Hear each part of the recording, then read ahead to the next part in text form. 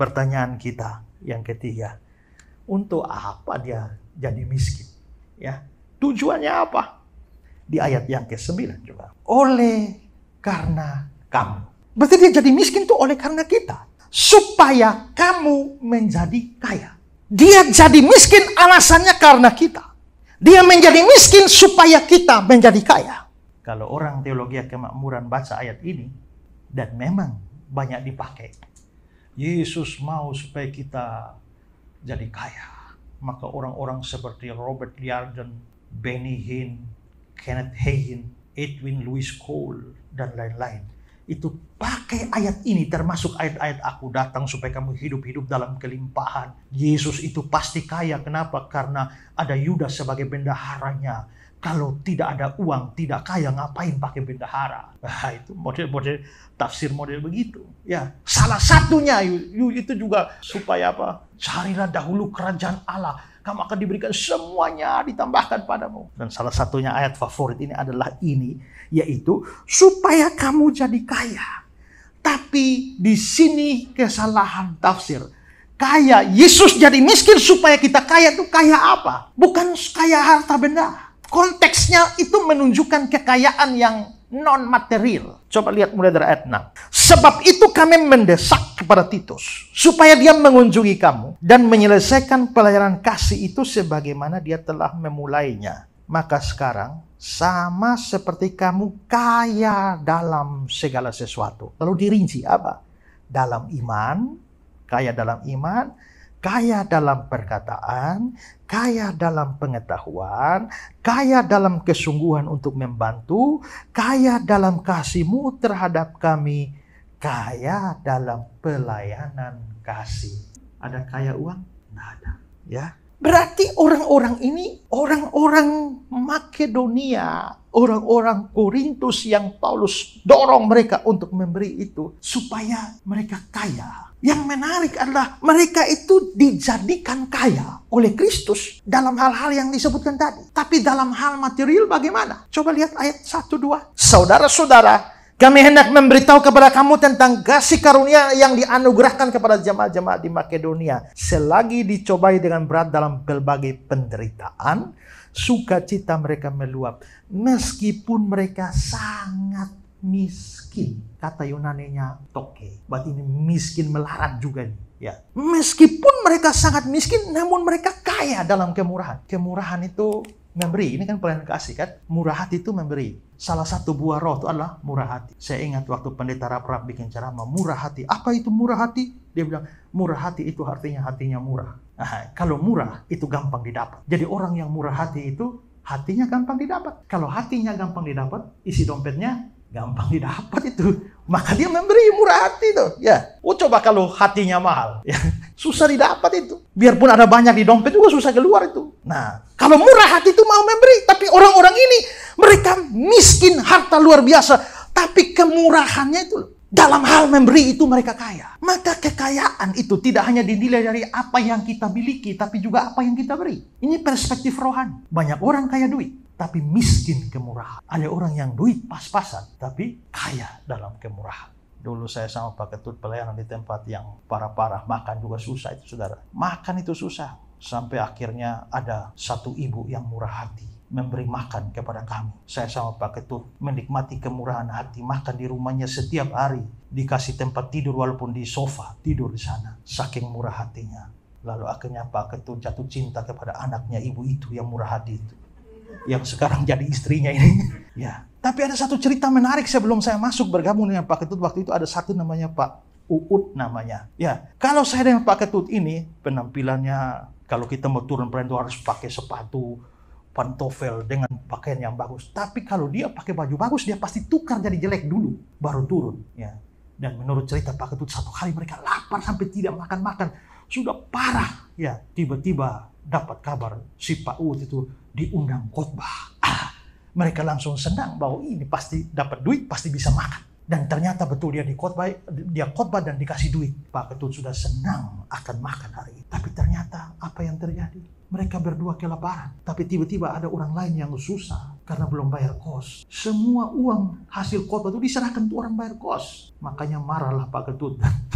Ya, sekarang saya tinggal terserah, saya mau cari makan. Nah, pas cari makan itu yang ketemu rupanya Ibu Yuni itu. Ya. Tapi kita lihat bahwa artinya ada orang seperti itu yang kaya dalam kemurahan. Saya ingat dia cerita, sudah almarhum dia. Dia cerita bahwa satu hari ada orang datang bawa sepeda motor mau sumbang bagi dia, bawa kulkas sumbang bagi dia. Tapi dia bilang, untuk saat ini saya belum perlu sepeda motor dan belum perlu kulkas. Tolong bawa dan sumbang untuk orang lain. Kapan saya perlu baru saya informasi. Dan kembalikan. Sulit memberi bagi dia, tapi dia terus memberi dalam keadaan kekurangan. Artinya ada orang yang tidak kaya secara materi, tapi secara kemurahan itu kaya. Nah, Yesus itu jadi miskin supaya kamu jadi kaya. Jadi kaya seperti ini. Kaya dalam hal-hal rohani. Paulus menyebutkan begitu banyak. Termasuk kaya dalam pelayanan kasih ini.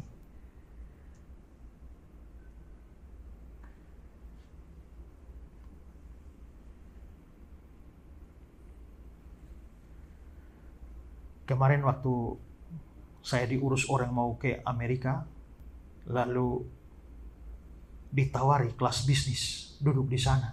Karena sudah beli tiket kelas ekonomi. Kelas bisnis itu berapa? 70 juta. Kalau 70 juta lebih baik kasih saya bangun gereja saja. Daripada hanya habis beberapa jam, lalu habis begitu banyak. Banyak orang rela mengeluarkan uang sejadi-jadinya, tapi hati yang penuh dengan kemurahan orang nggak ada.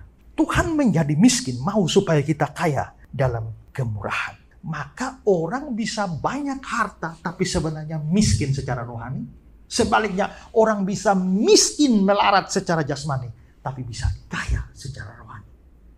Nah, itu bukan berarti kaya secara jasmani salah, tapi itu harus dibarengi dengan kekayaan secara rohani.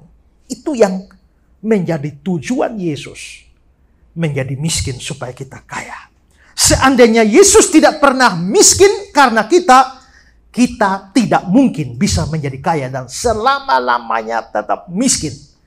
Dengan kata lain, kalau Natal tidak ada, kalau Jumat Agung tidak ada, maka saudara dan saya akan miskin selama-lamanya. Ya.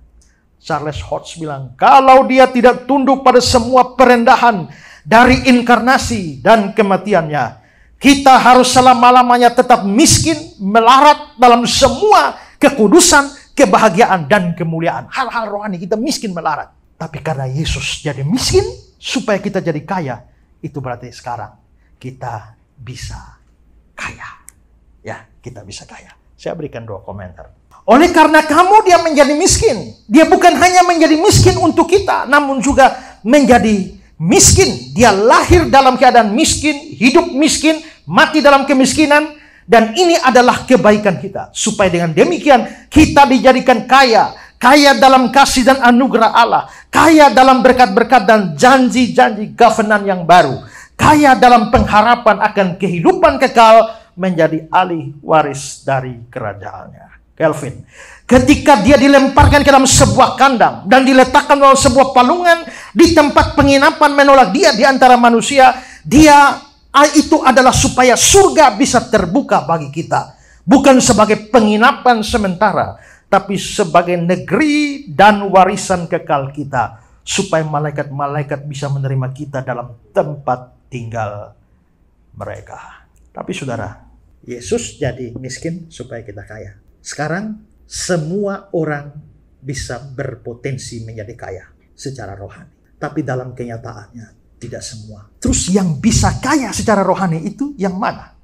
Perhatikan ayat 9. Karena kamu telah mengenal kasih karunia Tuhan kita Yesus Kristus. Berarti yang kaya dan yang bisa kaya adalah mereka yang mengenal kasih karunia Tuhan Yesus Kristus.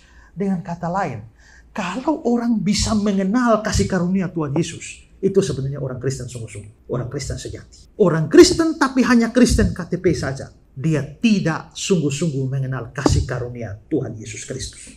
Ada banyak orang di dalam gereja, tapi Kristen KTP.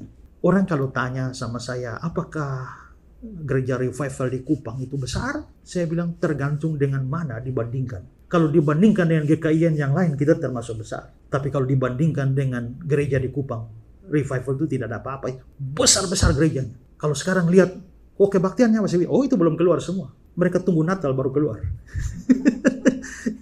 Saudara, itu kalau Natal tuh semua jalan tutup. Ya, sampai dibuka tenda-tenda penuh jalan, tidak bisa. Cari jalan alternatif. Semua jemaat tumpah ruah. Pertanyaannya, hari-hari Minggu biasa mereka di mana? Masing-masing di tempat persembunyian, menyelam itu. Ya. Ya. Menyelam itu. Banyak orang seperti itu. Itu artinya banyak orang yang hanya Kristen KTP belum mengenal kasih karunia Tuhan Yesus Kristus. Itu tetap miskin selama-lamanya secara rohani.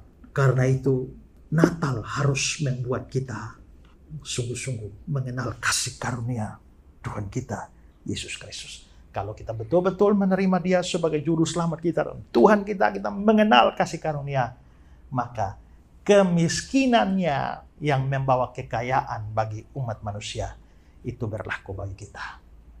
Ya, puji Tuhan kalau kita kaya jasmani, kaya rohani. Tapi kalau tidak kaya jasmani, harus kaya rohani. Menyedihkan itu kalau kaya jasmani, miskin rohani, miskin jasmani, miskin rohani lagi. Itu lebih parah itu ya. Nah, konyol itu ya. Nah, karena itulah maka marilah kita menyongsong Natal ini dengan betul-betul katakan, Tuhan, aku mau mengenal kasih karunia Tuhan Yesus Kristus. Amin. Syukur kepada Tuhan. Jelang tahun kedua, Yayasan Karya Bakti Esra Solo terus berkiprah dan semuanya tidak terlepas dari segala bentuk dukungan dari saudara-saudari simpatisan di seluruh pelosok negeri, bahkan di luar negeri. Karena itu kami begitu bersuka cita dan bersemangat dalam melayani. Dukungan saudara berupa dana telah memberkati begitu banyak pekerjaan Tuhan yang dipercayakan melalui yayasan kami. Pembangunan gedung sekolah Bioba yang masih dalam proses pengerjaan, perluasan wilayah pelayanan mobil pintar dengan dibukanya satu pos baca baru di daerah Kabupaten Kupang dengan jumlah anak binaan kurang lebih 50 orang anak. Program rutin mingguan Esra Solo menjawab.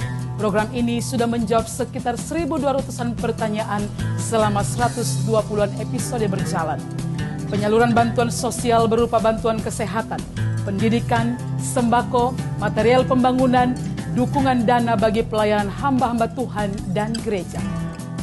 Dan dengan segala fasilitas broadcasting dan multimedia yang cukup memadai, Yayasan Karya Bakti Esra Solo terus berupaya menjalankan visi dan misi pemberitaan Injil dengan cara yang lebih kreatif dan menarik melalui pembuatan film rohani lokal bertajuk Bukan Sebatang Toge yang akan segera tayang sebagai salah satu sarana penyebaran Injil yang efektif di era digital saat ini.